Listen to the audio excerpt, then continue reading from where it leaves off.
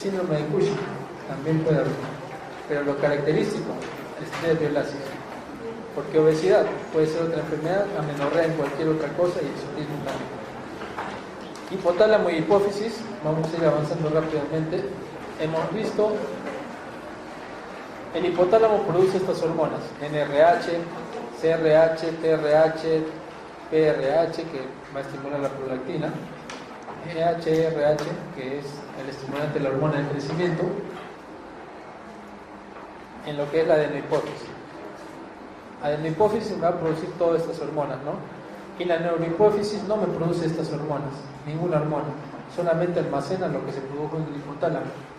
¿Y qué se produce en el hipotálamo? ADH y oxitocina. Si tenemos GnRH en el hipotálamo, se estimula la producción de FSH y LH en las gónadas. Produce aumento de estrógeno, ¿no? No lo estudiamos acá, lo vemos en ginecología. CRH estimula la producción de ACTH, y hemos estudiado ahora. TSH lo hemos estudiado como hipertiroidismo. Normalmente estas hormonas estimulan la producción de esto, pero el PRH, que acá es conocida como la dopamina, que es el factor inhibidor de prolactina, normalmente la prolactina está disminuida. Lo normal es que esté disminuida.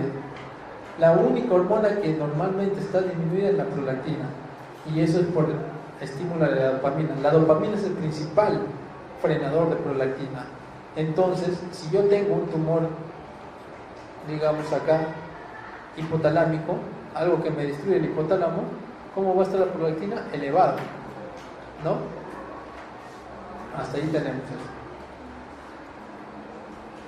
Y lo que hace es estimulación de la producción de leche mamaria, ¿no? En la gestación.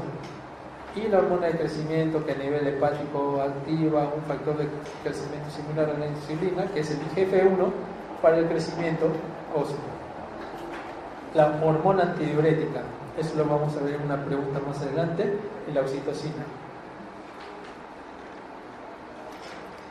Acá recordar algo de anatomía, neurohipófisis o hipófisis posterior y la adenohipófisis o hipófisis anterior. Tenemos un sistema porta. El sistema porta, que es un sistema venoso de intercambio entre hipotálamo e hipófisis, eso se llama un sistema porta-puerta. Otro sistema porta donde tenemos, en cirugía lo van a ver, hepático también, ¿no? Entre la vena porta y la vena cava inferior. Esto también es algo de anatomía, es para repasar básicamente. Y el hipopituitarismo. Hipopituitarismo, podemos tener un hipopituitarismo total o parcial. Parcial es cuando, por ejemplo, tiene deficiencia, un paciente que tiene deficiencia, un tumor que está disminuyendo la producción de TSH, me va a llevar a hipotiroidismo. Pero el hipopituitarismo clásico es la apoplejía hipofisiaria, producida en mujeres gestantes por una hemorragia postparto, que prácticamente la hipófisis me va a llevar a la necrosis, ¿no? Entonces me va a producir una disminución de todas las a veces hormonas que hemos visto, pero hay un orden, y el orden es el siguiente, ¿no? Generalmente hay disminución de LH, FSH, o sea, alteraciones del ciclo menstrual.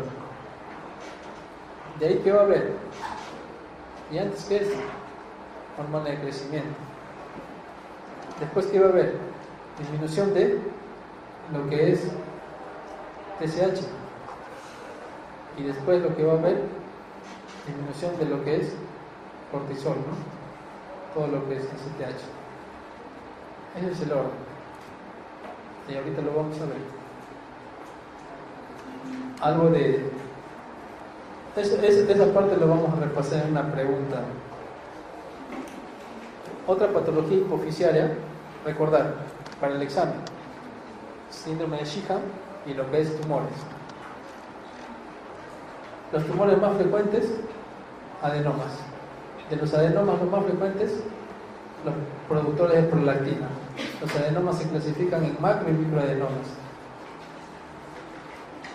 Los signos compresivos puede haber una hemianopsia heterónima bitemporal en quiasma óptica, visión tubular o hiperproducción de hormonas. Adenoma hipoficiario más frecuente, los prolactinomas. Los adenomas se clasifican en macro o microadenomas si son el punto de corte de 10 milímetros. Más de 10 milímetros, macroadenomas. Menos de 10 milímetros, microadenomas. Pero acá tenemos que hablar de otro problema, de hiperprolactinemia. Hemos dicho, volvemos a hablar, tumores hipoficiarios más frecuentes, microadenomas. Los microadenomas generalmente son productores de prolactina en exceso, entonces hay que estudiar hiperprolactinemia. Pero la principal causa de hiperprolactinemia no es tumoral, sino es medicamentosa. Tratamiento médico con agonistas dopaminérgicos. Hemos dicho que la dopamina lo que hace es inhibe a la producción de dopamina. Entonces tenemos que dar algo parecido a la dopamina, como es la bromocriptina y cabergolina, ¿no? Otra causa son los adenomas, el punto de corte de 10 milímetros, menos de 10 milímetros, microadenoma, más de 10 milímetros, macroadenomas. El tratamiento es quirúrgico solamente si es que hay síntomas, se opera, o si es que hay tratamiento o hay fracaso de tratamiento médico. Primera opción ante un paciente con hiperprolactinemia es medicamentos, bromocriptina o cabergolina. Los síntomas, varones y mujeres. En mujeres va a haber alteración del ciclo menstrual, básicamente, y en varones disminución de la libido. Los medicamentos más relacionados con la producción de hiperprolactinemia, los inhibidores de bomba de protones, omeprazol, metoclopramida y bloqueadores de canales de calcio. La hipófisis produce todo lo siguiente. Esta pregunta la hemos visto en RH, que es producida en el hipotálamo, pero la ACTH prolactina sí es producida en la hipófisis. Hormona que se encuentra en más abundancia en la hipófisis es la hormona de crecimiento. ¿Cuál de los siguientes glucocorticoides tiene mayor acción mineralocorticoide? Hemos visto en la hidrocortisona. Las que tienen mayor acción glucocorticoide, dexametasona y betametasona. La que actúa tiene un tiempo de acción más rápida, hidrocortisona. Paciente de 19 años, presenta sed y poliuria. ¿Ya? Acá nos vamos a detener un poco y vamos a estudiar. Si es que no nos hemos detenido a hablar de neurohipófisis, es porque hay preguntas seleccionadas como esta donde hacemos el repaso. Hemos dicho que a nivel hipotalámico, a nivel de los núcleos supraórticos y paraventriculares, se produce la hormona antidiurética, ¿no? Pero esta estimulación de la hormona antidiurética tiene tres causas. Uno, hipernatremia, o sea, si es que hay sodio elevado, voy a tener mayor hormona antidiurética para que haya hemodilución. Cuando hay hipotensión o cuando hay volemia baja, ¿no? Porque puede haber hipotensión, pero no puede haber hipovolemia, o puede haber hipovolemia, pero no hipotensión. ¿Y a nivel de dónde actúa? A nivel del túbulo contorneado distal y a nivel del túbulo colector. Lo van a ver en nefrología. Entonces tenemos dos patologías, por exceso o por déficit. Cuando es por exceso se llama secreción inapropiada de hormona antidiurética, y cuando es por defecto se llama diabetes insípida, ¿no? ¿Qué es lo que encontramos en el SIHAN? Generalmente, si hay bastante hormona antidiurética, normalmente, ¿cómo va a estar el sodio urinario? Si no está orinando mucho, el sodio urinario suele ser más de 20 microablentes por litro. La presión arterial, curiosamente, en el síndrome de presión inapropiada de hormona antidiurética está normal. No se sabe actualmente cómo es que este paciente retiene líquido y no hace hipertensión arterial. Y la osmolaridad sérica puede estar generalmente disminuida, hemodilución. En cambio, la diabetes insípida, acá vamos a ver, generalmente la diabetes insípida, lo que va a haber, si hay disminución de hormona antidiurética, este paciente va a orinar. Por lo tanto, ¿cómo va a estar el sodio en orina? Si está orinando, va a estar hemodiluido, va a haber una densidad baja de sodio urinario. Generalmente el sodio urinario es menos de 1000, ¿Cuál es la densidad urinaria normal? Es de 1015 a 1030. Pero como ahí está orinando y orinando, va a estar diluido el sodio urinario. ¿Cómo va a estar normalmente la osmolaridad sérica? Curiosamente está normal o un poco elevado. Esos característicos. Y la clínica, como este paciente está que orina y orina, poliuria, generalmente más de 3 litros al día, y polidipsia. En cambio este paciente puede estar normal, no está tan... Lo van a ver ahí caminando. Y como va a tener un sodio, lo que va a tener mayor hemodilución, puede tener una hiponatremia dilucional también. Entonces por hiponatremia va a tener trastorno del sensorio. Clínica del CIJAT más relacionada con trastorno del sensorio. Clínica de la diabetes insípida más relacionada con deshidratación. Ahora vemos acá, la diabetes insípida aplicamos un test que se llama el test de Miller, que es la prueba de la sed. Aplicamos la prueba de la sed y nos va a dar dos resultados. Osmolaridad urinaria tenemos acá, y acá osmolaridad sérica. ¿Ya? Hemos dicho que en la diabetes insípida, ¿cómo está la osmolaridad urinaria? Disminuida, ¿no? Entonces va a ser acá disminuida. ¿Ya? Y acá también va a estar disminuida. Si aplicamos el test de la sed y la osmolaridad urinaria, o sea, el paciente ha sido sometido a un periodo de restricción hídrica. Por lo tanto, por consecuencia, ¿qué es lo que tendría que hacer? Retener, fisiológicamente tendría que retener más líquido. Por lo tanto, la osmolaridad urinaria debería aumentar. Pero miren, sigue disminuida después de la sed. ¿Ya? Bueno, por el tiempo, eso de acá lo vamos a obviar. Pero si ustedes sospechan de un paciente con diabetes insípida, le aplican el test de la sed o el test de Miller y ven que la osmolaridad urinaria sigue siendo menos que la osmolaridad sérica, tengo dos opciones. O esta es una diabetes insípida central o esta es una diabetes insípida nefrogénica. Porque hemos dicho que la ADH se produce a nivel de la neurohipófisis, pero se almacena se produce a nivel de hipotálamo, pero se almacena en neurohipófisis.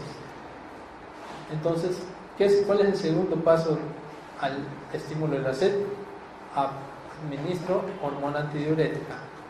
Si yo administro hormona antidiurética y la osmolaridad urinaria sigue siendo menos que la osmolaridad sérica, quiere decir que es una diabetes insípida nefrogénica. Y si es que yo, después de haberle hecho el estímulo de la sed y le he aplicado la hormona antidiurética y la osmolaridad urinaria ha subido por encima del 50%, no me está diciendo que ha pasado la osmolaridad sérica, sino que se ha elevado 50%, es una diabetes insípida central. Quiere decir que a este paciente le faltaba hormona antidiurética, y esta diabetes insípida nefrogénica quiere decir que esta hormona antidiurética puede ser que se produzca, pero a nivel de los receptores del túbulo colector y el túbulo contorneado distal no hay acción. Por lo tanto, nos vamos al caso clínico. Un paciente de 19 años presenta sed y poliuria, 4 a 5 litros por día. Digamos que está orinando 4 o 5 litros por día. Eso nos va dando más alcance para diabetes insípida, ¿no? Polidipsia y poliuria más diabetes insípida. Trastorno del sensorio, síndrome, secreción inadecuada de hormona antidiurética. El sedimento urinario es normal, me dicen.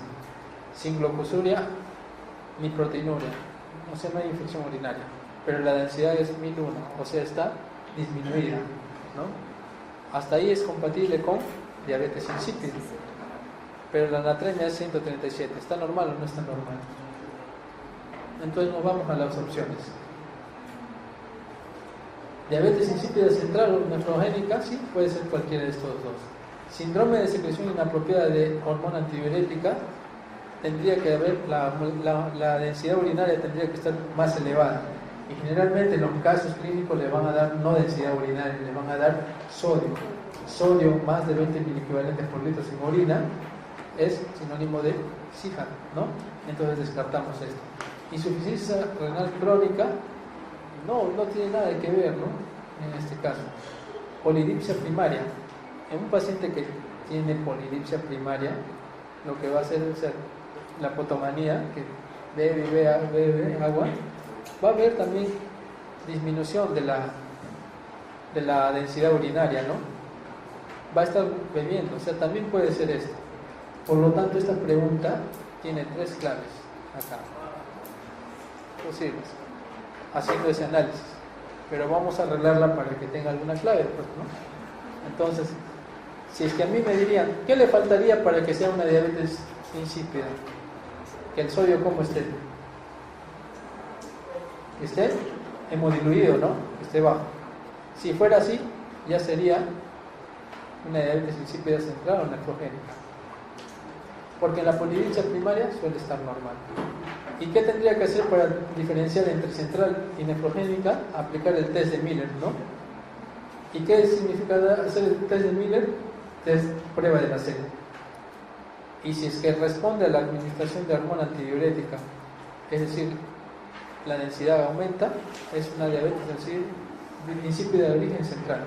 Y si no mejora a pesar de la administración de hormona antidiurética, es una diabetes insípida nefrogénica, ¿no? Esta pregunta en realidad probablemente no les hagan, porque ya en la estadística no ha sido preguntada, miren, en el año 2005. Entonces, pero esta pregunta ha sido adrede para, no es la respuesta, para poder, no es la respuesta, ha sido adrede para poder explicar eso. La hiperfunción de la adenohipófisis está dada con mayor frecuencia por los adenomas. Adenomas más frecuentes son los prolactinomas. ¿Cuánto es el punto de corta para decir micro o macroadenoma? 10 milímetros. Detecto hiperprolactinemia principal terapéutica. Primer paso, tratamiento médico. Si es que no mejora, ¿qué le doy? Lo puedo operar, ¿no? Indicaciones de cirugía, fracaso médico y cuando hay sintomatología compresiva o, por ejemplo, alteraciones visuales. Mujer de 40 años, hace 10 meses presenta astenia, baja de peso, intolerancia al frío, caída de cabello. Esa es su fórmula obstétrica, que ya la van a ver, ¿no? Tiene un aborto. Último parto hace 10 años, presentó sangrado postparto difuso por atonía uterina. El niño no lactó. Primera clínica del síndrome de Sheehan, lo primero que se presenta es que no lacta. Es característico, ¿no? Amenorrea desde el último parto. Entonces, hasta acá vemos. No hay lactancia, ¿por qué? Porque hay el Sheehan. ¿Cuál es la diferencia entre el panhipopituitarismo hipotalámico e hipofisial? Si es que yo tengo algo que toda la hipófisis, el hipotálamo me lo bloquea, todas las hormonas hipofisiales van a estar disminuidas, a excepción de una. ¿Cuál es?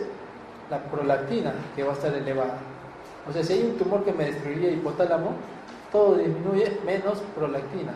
¿Por qué? Porque acá se produce la dopamina, que la dopamina lo que hace es frena la prolactina. Esa es la única diferencia entre el panhipopituitarismo hipotalámico e hipofisial. Hay presión arterial 90,60, tendencia a la hipotensión. ¿Por qué? Porque hay afectación suprarrenal, palidez de piel y mucosa, sequedad de piel, vello axilar y pubiana ausentes, ¿no? Por disminución de los andrógenos. Reflejos osteotendinosos con fase de relajación lenta, compatible con un hipotiroidismo, ¿no? ¿Cuál es el síndrome probable? Sheehan.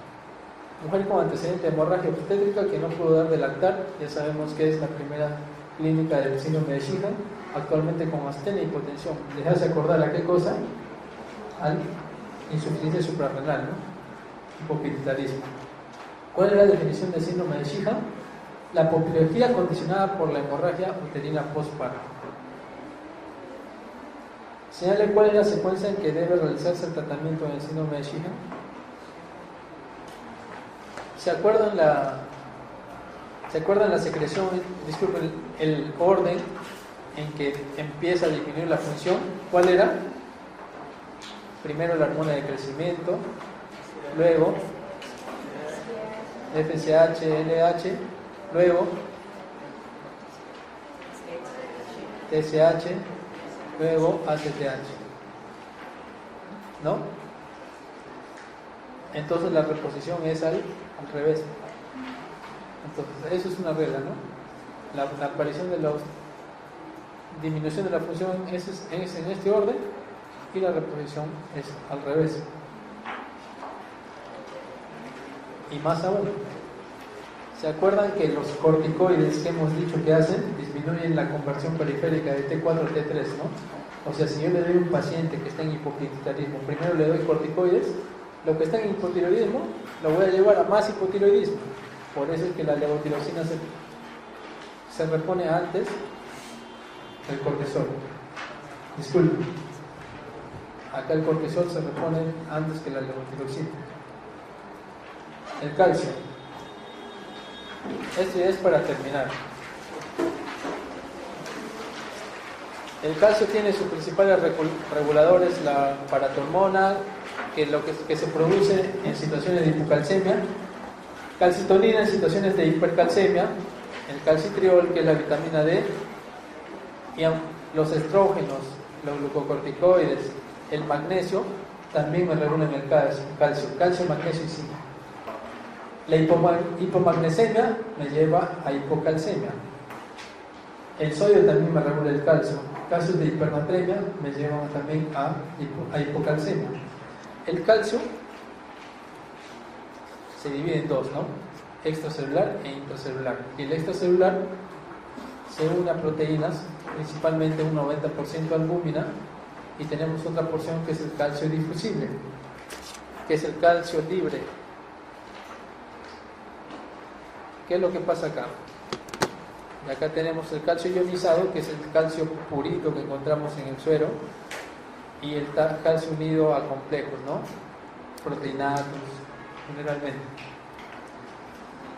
Bueno, esto es similar, y esto es algo más ilustrativo.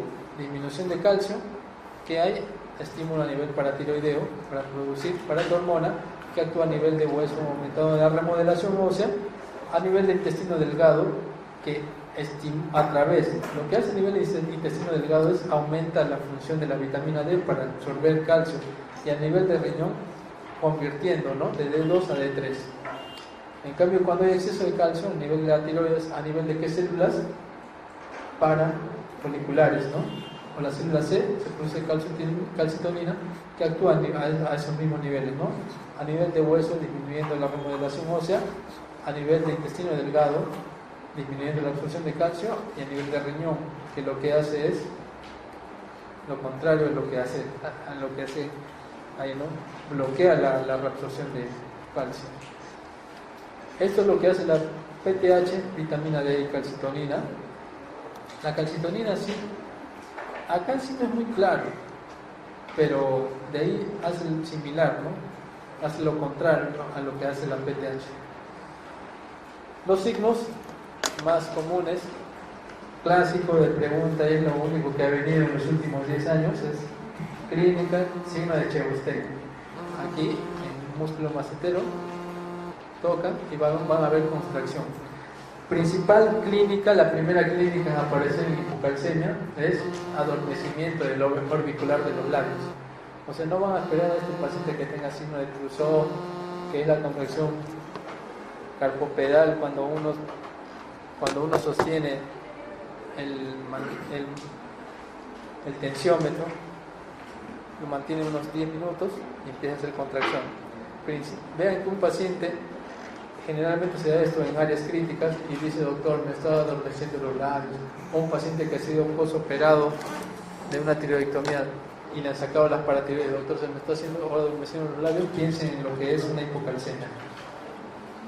Hipercalcemia, lo contrario, la clínica más frecuente es polidipsia, poliuria, cansancio. Y ahí repasamos eso, ¿no? Bueno, las principales causas de hipercalcemia en el paciente no hospitalizado es el hiperparatiroidismo primario, y en el paciente hospitalizado la principal causa de hipercalcemia es las neoplasias, ¿no? Bueno, otro punto importante a nivel electrocardiográfico, en la hipercalcemia va a tener el QT corto, y en la hipocalcemia el QT largo, ¿no? Prolongado. Causas de hipocalcemia: hipoparatiroidismo, hipomagnesemia, pancreatitis aguda. ¿Se acuerdan que antes se utilizaba el criterio de Ramsay, ¿no? Saben que ahora ya hay nuevas formas de evaluar la pancreatitis. Y el hiperparatiroidismo. Acá nos vamos a detener un poco. El hiperparatiroidismo primario, secundario y terciario. La verdad que eso de acá no es el tema más preguntado, esto es más que todo para tener claro algunas cosas. Tenemos acá la glándula tiroides y tenemos 4 glándulas paratiroides. Un momentito.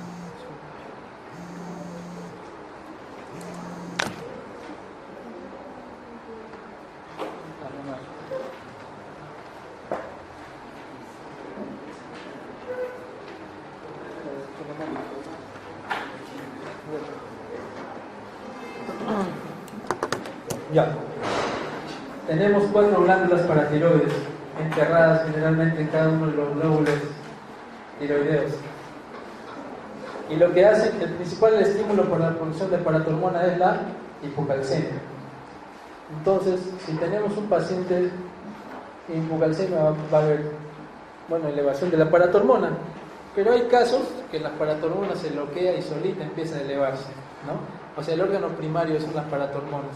Y generalmente son por adenomas únicos. O sea, cuando hay hiperfunción, hiperproducción de PTH por las glándulas paratiroideas, se llama un hiperparatiroidismo primario, ¿no? ¿Y cuál es la característica? Va a tener hipercalcemia. Así como pasa el sodio con el potasio, generalmente hay aumento de potasio y hay disminución de sodio, igual pasa acá. Hay aumento de calcio, pero pasa con el fósforo, hay fosfato disminuido. Sabemos que la PTH lo que hace es estimular la producción de vitamina D, aumenta, y PTH intacta elevada. Vamos a hablar de esto en un momento, que es la PTH intacta. Secundario es secundario a una hipocalcemia. Tenemos un paciente. ¿Qué pasa en un paciente? Lo más común es, el caso más representativo del hiperparatiroidismo secundario es la insuficiencia renal. ¿Qué pasa en un paciente renal? Eso lo van a ver en la clase de nefrología. Retiene fosfatos, ¿no? Por eso que en el tratamiento está disminución de los fosfatos en la dieta. Y al haber aumento de fosfatos, ¿cómo debe estar el calcio? Estamos diciendo disminuido, ¿no? Porque es un ida y vuelta. Entonces, si hay hipocalcemia, por ejemplo en la enfermedad renal crónica, como consecuencia, ¿qué va a pasar? La paratormona se eleva, ¿no? Entonces, en el secundario, ¿qué va a haber? Hipocalcemia. Lo más representativo es la enfermedad renal crónica, les estoy diciendo, ¿no? También puede ser, por ejemplo, deficiencia de vitamina D. ¿Cómo va a estar el fosfato? Aumentado. Vitamina D disminuida, generalmente. Pero ¿qué pasa cuando este caso de hiperparatiroidismo secundario, es decir, hay hipocalcemia y luego hay hiperparatiroidismo, ya le llevó de hipocalcemia a hipercalcemia? Cuando ya le llevó al extremo, o sea, está bien, ya solamente quería compensar, pero le llevó a la hipercalcemia, ahí ya se denomina un hiperparatiroidismo terciario, ¿ya? Entonces, si alguna vez están pasando visita y le preguntan ¿qué es un hiperparatiroidismo terciario? Bueno, doctor, un hiperparatiroidismo terciario es cuando el hiperparatiroidismo secundario compensatorio lo llevó ya al paciente a una hipercalcemia. Y es esto refractario, y muchas veces se da que se hace una glándula autónoma y en el hiperparatiroidismo terciario, es decir, ya bueno, está en hipocalcemia, empezó a subir, ya bueno, ya subiste, ya está bien, quédate ahí nomás, y luego sigue subiendo y se descontrola, y la glándula paratiroides comienza a actuar como un hiperparatiroidismo primario. Eso es el hiperparatiroidismo secundario. Ahora, la PTH intacta, ¿qué es lo que deben hacer? Caso clínico. Paciente varón de 30 años. Tiene valores normales de calcio es de 8.5 a 10.5 miligramos por decilitro. Hemos dicho que el calcio se divide en calcio extracelular e intracelular, y a nivel extracelular está aquí el 40% aproximadamente se une a qué proteína hemos dicho, a la albúmina, ¿no? Por lo tanto, alteraciones en los niveles de albúmina me pueden dar alteraciones en el nivel de calcio, y por eso hay fórmulas de corrección de albúmina. Fórmulas de corrección de calcio, es decir, ustedes actualmente entran a sus tablets, a sus celulares, y van a encontrar fórmula de corrección de calcio en función albúmina. Ponen los dos valores y les dan. Confirmamos la hipercalcemia, digamos que tenga 11 de calcio. Calcio corregido en 2 oportunidades. Ahora, ¿qué hacemos? Tenemos que medir obligatoriamente PTH. Vemos que la PTH está elevada. Ahora, la PTH tenemos que ver si es que es intacta o si es PTH general. La PTH intacta es aquella hormona paratiroidea producida exclusivamente en las glándulas paratiroides. ¿Por qué? Ustedes han oído hablar que hay cánceres, por ejemplo, lo mismo, cánceres broncogénicos, cánceres de células en avenas pulmonares, que me producen una PTH-like. O sea, hace lo mismo que la paratormona, me va a producir hipercalcemia, pero no es PTH producida en tejido paratiroideo. Entonces, tenemos nuestro paciente de 30 años con hipercalcemia repetida en 2 veces de 11. Le solicito PTH, me sale elevada. Le solicito PTH intacta elevada, quiere decir que lo que está produciendo hormona paratiroidea es tejido paratiroideo. Principal causa, hiperparatiroidismo primario, y la principal causa es un adenoma paratiroideo. Tratamiento final es sacar todas las glándulas paratiroides. Esto lo vamos a ver en casos clínicos, y esto es lo que tenemos que tener en cuenta en lo que es hiperparatiroidismo. Tratamiento final del hiperparatiroidismo no es quelante de calcio, es cirugía, paratiroidectomía total. ¿Qué signos semiológicos permiten determinar hipocalcemia? Chebostey incluso, pero en hipocalcemia, ¿no? Pero ¿cuál es el primer signo en aparecer? Adormecimiento en el auricular de los labios y en zonas distales de los dedos. De las siguientes causas de hipercalcemia, ¿cuál es la más frecuente en pacientes? En paciente ambulatorio es el hiperparatiroidismo primario, y en pacientes hospitalizados es las neoplasias, ¿no? Inmovilización, enfermedad de Paget, no. Neoplasia maligna también nos dan hipercalcemia, pero no son las primarias. En el hiperparatiroidismo primario se encuentra, hemos dicho, hipercalcemia, hipofosfatemia, hipercalciuria.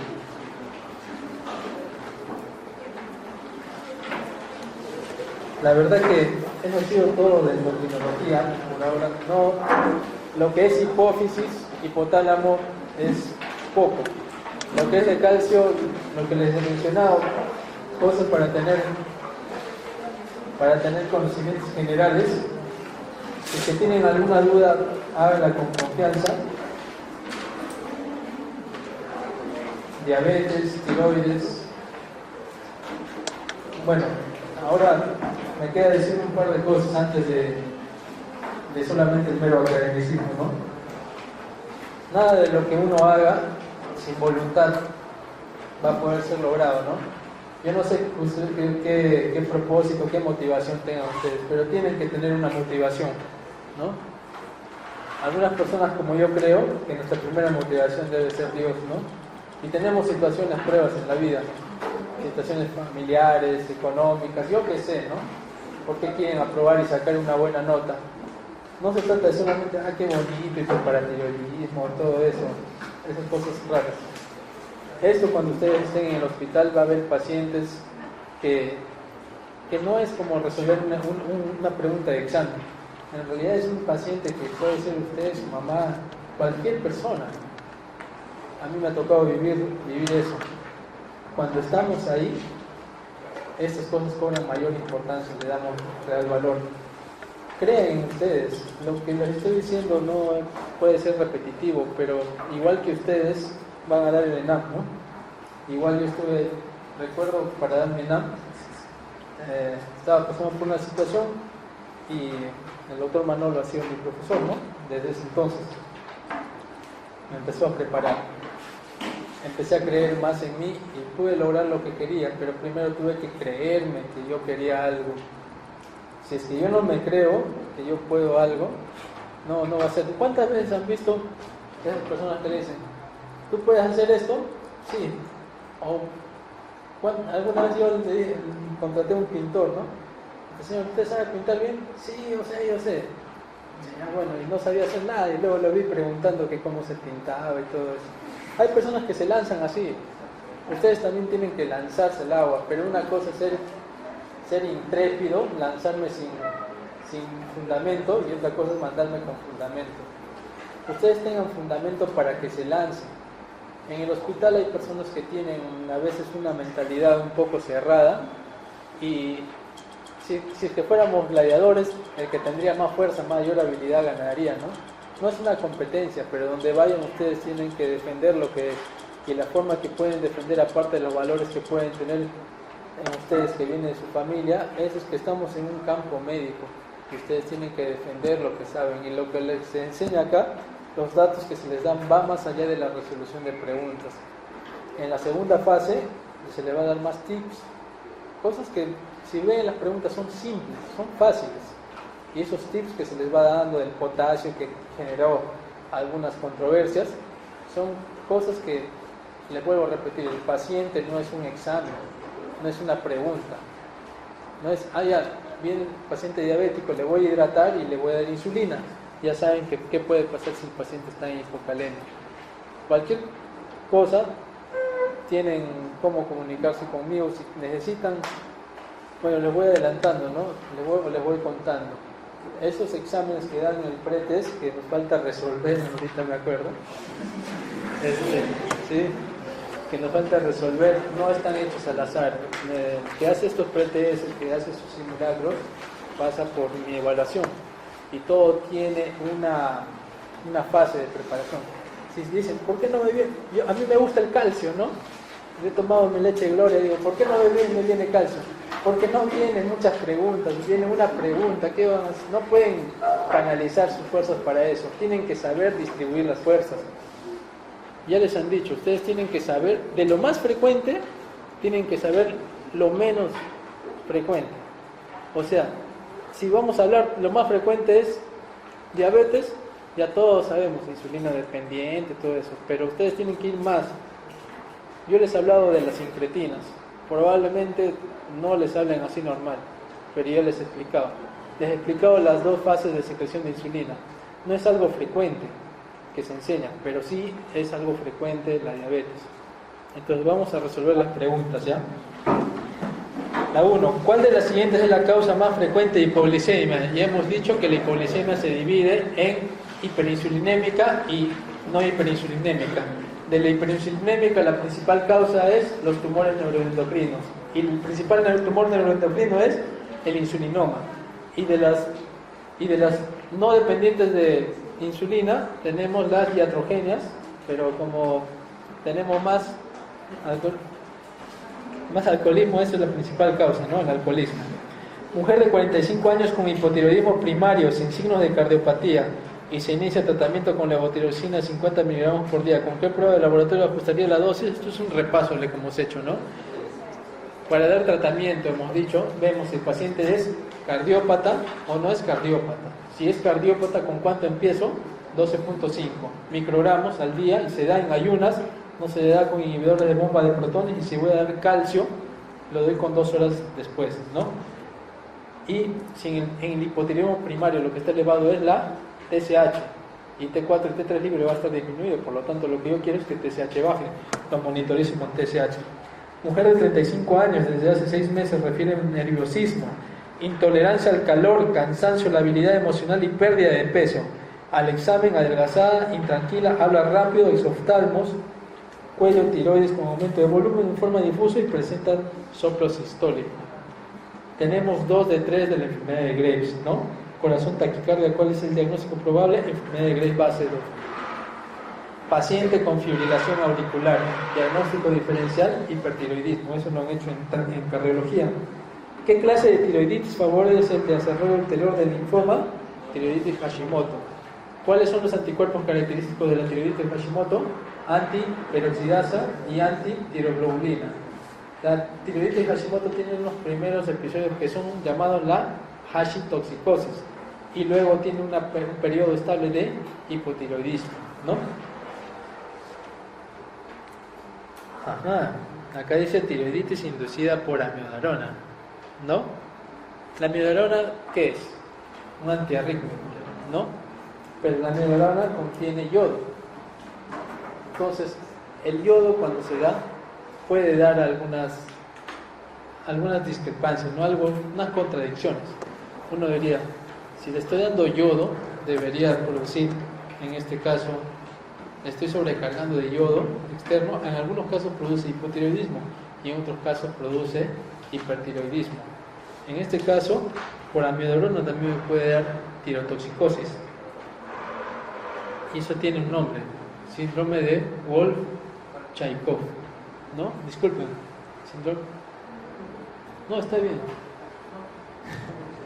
Wolff-Chaikoff, disculpen, es cuando me da hipotiroidismo producto de administración de yodo exógeno. Y el otro es el efecto Jock-Basedow, ¿no? Me acuerdo, Jock-Basedow, que es hipertiroidismo, ¿no? La conversión periférica de T3 a T4 no disminuye, es de T4 a T3, ¿no? T3 no es convertida a T4, es T4 a T3. A través de las enzimas desiodinases, ¿no? ¿Cuál es la desiodinasa que se activa en el síndrome del tiroideo enfermo? T3. En el caso clínico, un paciente, nosotros, bueno, un eutiroideo que entra a emergencia por un TEC grave y solamente empieza a hacer al poco tiempo, le miden el perfil tiroideo. ¿Qué es lo que tendría alterado? TSH normal, T4 normal y T3 disminuido. Cuando tengan todo normal y solamente T3 disminuida, ese es el perfil tiroideo de un paciente con síndrome de eutiroideo enfermo.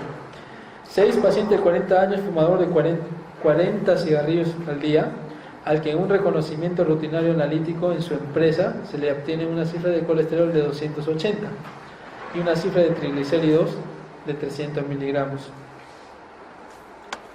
Bueno, ¿qué se debe hacer? Iniciar tratamiento inmediato con una estatina. Hemos dicho que por cuánto encima del colesterol LDL se debe poner, 190, ¿no? Pero acá no nos da colesterol, nos está dando colesterol total, que es diferente al colesterol LDL. Eso lo vamos a ver en la fase 2, va a haber resolución de preguntas con unos cuadros más dirigidos, y no es lo frecuente eso en preguntas, y triglicéridos de 300 miligramos por decilitros. Alternativa A, indicar tratamiento inmediato con una estatina. Todavía no me está dando, no me está diciendo si es que es diabético, no nos dice otra cosa, ¿no? Si es que tiene riesgo, si es que tiene un infarto, si tuviera le doy. B, iniciar tratamiento con una resina fijadora de ácidos biliares, nada que ver. Recomendar primero medidas dietéticas, no sobrepasar 20 cigarrillos por día. Si repitieron analítica, no, pues hay que quitarle todos los cigarros. D, recomendar primero medidas dietéticas y abandono del hábito tabáquico y realizar un nuevo control posterior. Esa es la respuesta, pero nos puede confundir la primera. Yo digo, pero me indico tratamiento inmediato con una estatina. Sería parte del tratamiento si es que me dirían, por ejemplo, colesterol LDL más de 190. Pero lo primero que tengo que decir es que dejen los hábitos nocivos, ¿no? Varón de 47 años, diagnosticado de diabetes mellitus hace 6 años, recibe tratamiento con insulina NPH subcutánea. ¿Cuál es el objetivo terapéutico en el seguimiento y control del paciente? ¿Cuántos tipos de insulina tenemos? 4, ¿no? La insulina NPH es del tipo de acción intermedia. Y se acuerdan que ¿cuánto es el objetivo terapéutico en un paciente? Glucosa en ayunas, ¿cuánto debe ser? Menos de 130. Postprandial debe ser menos de 180. Entonces, glicemia preprandial de 90 a 130 y una hemoglobina glicada de 7%. ¿Cuánto? Hemos dicho que el objetivo debe ser ¿cuánto de hemoglobina glicada? Menos de 6.5 a 7. Ojo, van a encontrar algunas guías que les van a decir debe ser menos de 7, 6.5. Es que hay varios organismos, la AC, que es la Asociación Americana de Endocrinólogos Clínicos, la ADA, pero el valor oscila entre 6.5 a 7. 8. Varón de 46 años, traído de emergencia en mal estado general, policnéico, esto hemos hecho, ¿no? Obnubilado, mucosa oral seca, glicemia de 969 miligramos por decilitro. Eso ya nos está diciendo que correspondería a cualquiera, ¿no? Pero va más para un estado hipermolar. pH de 7.22, bicarbonato de 12, PCO2 de 22, se corresponde a una cetoacidosis diabética, ¿no? ¿Qué es lo que hay que hacer? Hidratación. El bolo, ¿cuánto es? Peso por 0.1. 9. En el tratamiento de la diabetes mellitus tipo 2 con metformina se espera. Acá la clave debería ser disminución de la producción hepática de glucosa, ¿no? Al inhibir la neoglucogénesis. Faltó la palabra disminuir. Inhibe secreción de insulina, hemos visto que es la somatostatina, ¿no? ¿Cómo se realiza en qué secuencia se realiza la reposición en un síndrome de Sheehan? Cortisol, levotiroxina, estrógenos y progestano, ¿no? Mujer de 38 años acude a emergencia por diarrea, náuseas, malestar general, sensación de desvanecimiento. El único antecedente de importancia es una cesárea de urgencia hace 6 meses por placenta previa total. La presión arterial es 70/40, está en hipotensión. En la emergencia se evidencia oliguria. La analítica muestra hiponatremia, hipercalemia e hipoglicemia. Su diagnóstico es síndrome de Sheehan. Cuando nosotros hemos estudiado todo lo que es la corteza suprarrenal, recuérdense pues, ¿no? ¿Quién me va a dar hipotensión? La capa glomerular, ¿no? Por disminución de aldosterona, disminución de volumen. ¿Quién me va a dar la hipoglicemia? Alteración de la capa reticular, ¿no? 13. Mujer de 30 años que presenta astenia y debilidad general, diarrea, hiperpigmentación de piel y mucosas, tendencia a hipotensión arterial. ¿Cuál es la prescripción diagnóstica? La hiperpigmentación y la insuficiencia suprarrenal solamente se da en la insuficiencia primaria, no en la secundaria. Paciente obeso con niveles de ACTH y de cortisol aumentados. ¿Cuál es la posibilidad diagnóstica? Enfermedad de Cushing. Manifestación clínica característica del síndrome de Cushing: estrias violáceas. Eso es todo. ¿Alguna pregunta? Sí. Sí, bueno, que nos pregunten. O sea, es el momento que hagan cualquier pregunta.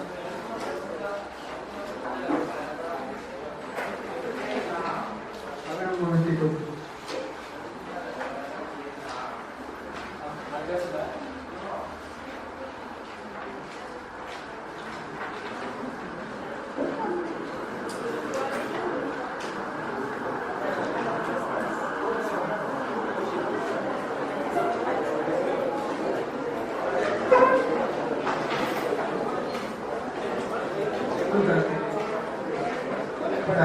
Para aclarar, ¿no?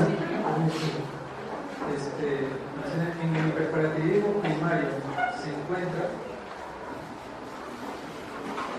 hipercalcemia, hipofosfatemia, y ¿qué debe haber? Hipocalciuria. Esa es la situación. Lo que pasa, uno diría, ¿no? La acción de la paratormona es absorber calcio, pero lo que pasa es que hay tanto exceso de calcio que hace hipercalciuria. Eso puede confundir. ¿Qué es lo que hace la PTH? Principal estímulo, hipocalcemia. Pero en el hiperparatiditismo primario, porque hay una autonomía de las glándulas paratiroideas, entonces no le importa y va a seguir así. No va a haber un mayor aumento de porción de capa intestinal, y a nivel renal va a haber aumento de la absorción, pero no va a ser hipocalciuria, va a ser hipercalciuria. Es como la diabetes, ¿no? En el paciente diabético hay hay hiperglicemia, va a haber hiperglucosuria, pero también va a haber aumento de la producción. Es lo mismo que pasa acá. Hay hipercalcemia, va a haber hipercalciuria, pero también va a haber aumento de la producción. ¿Alguna pregunta más?